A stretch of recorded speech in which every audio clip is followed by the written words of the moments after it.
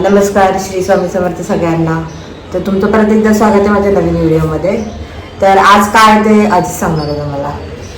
Actually आम्ही चाललोय आता शेवटचं स्कॅन करण्यासाठी, नव्या महिन्यातलं स्कॅन करण्यासाठी. आणि 5:30ची अपॉइंटमेंट आहे, वाजलेत 5. आता करता अर्धा तास निघून जाईल. 5:30 वाजता अपॉइंटमेंट. कसं वाटतंय? How are you excited?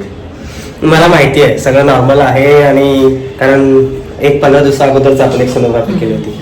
त्यात तर काही चाललेलं नाही आहे काय असं अबनॉर्मल. सगळं एकदम वेल अँड सेटल गोष्टी आहेत, त्यामुळे काही टेन्शन नाही आहे. जस्ट एक खेळ मारायचं आणि एक आपण बोलतात ना, तुला पण तसं बाहेर करायचं होतं, तुझ्यासाठी एक टूर फिरून होतं. चल तुला मी आज घाटकोपर फिरून असतो तसं बोलत असेल, तू मला कुठं फिरायला घेऊन जायचं. स्टेशन काय फिरायचं? चल तुला दाखवतो रे. फिरायला घेऊन जायला पाहिजे ना, कुठे जा फिरणं असतं. भेटूया, मग तुम्हाला दाखवतो काय काय. आणि मी तर भरपूर खाणार आहे आज, तर ते पण दाखवतो. काय भेटत काय भेटणार नाही, मी खाणार आहे.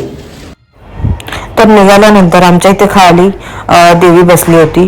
तर देवीची दुसरी माळ होती, म्हणजे ब्रह्मचारिणी देवीसाठीची, आणि ती असते शांतता आणि डिव्होशनसाठी, भक्तीसाठी.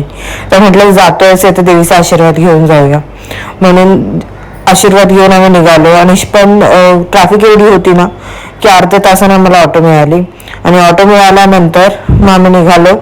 आणि वातावरण बघू शकतो की खूप सुंदर झालं होतं, बिकॉज पाऊस नव्हता ना, तर त्याच्यामुळे चिकचिक नव्हती. नाही तर पाऊस असल्यावर माहिती ना खूप चिकचिक होते, मग भिजतं. रिक्षामध्ये बसल्यावर पण बाजूने पाणी येतं, तर भरपूर काय काय गोष्टी होत असतात. तर पाऊस नव्हता आणि वातावरण पण खूप सुंदर होतं. बघू शकतो की किती हिरवळ, आणि आकाश पण एवढं स्वच्छ वाटत होतं ना की खूप मस्त वाटलं. आणि मी 5 ते 10 मिनिटातच स्कॅनच्या ठिकाणी पोहोचलो. त्याच्यानंतर पुढे प्रोसिजर स्टार्ट केली. मित्रांनो, फायनली आम्हाला डॉक्टर केली आहे आणि आम्ही चाललो स्कॅन करा. बघूया आता किती वेळ वेट करावा लागतो.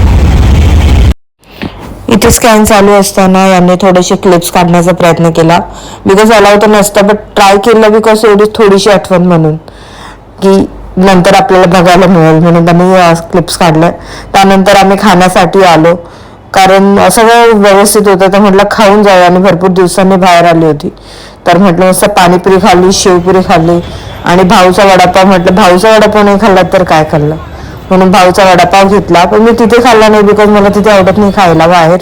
मग घरी येऊन खाल्ला. आणि त्याच्यानंतर आलं, मी जेवलीच नाही, कारण एवढं पोट भरलं होतं ना, बस रे बस. मग लोक जेवले. आणि त्याच्यानंतर असं लुडोचा गेम रोज असतो, म्हणजे रोज खेळतात, कारण ते एवढंच सगळ्यांची एंटरटेनमेंट, कारण सगळे थकून आलेले असतात. तर थोडासा गेम झाला तर कसं की सगळं माइंड फ्रेश होऊन जातं. जर तुम्हाला व्हिडिओ आवडला असल्यास लाईक, शेअर आणि सबस्क्राईब करायला विसरू नका. थँक्यू.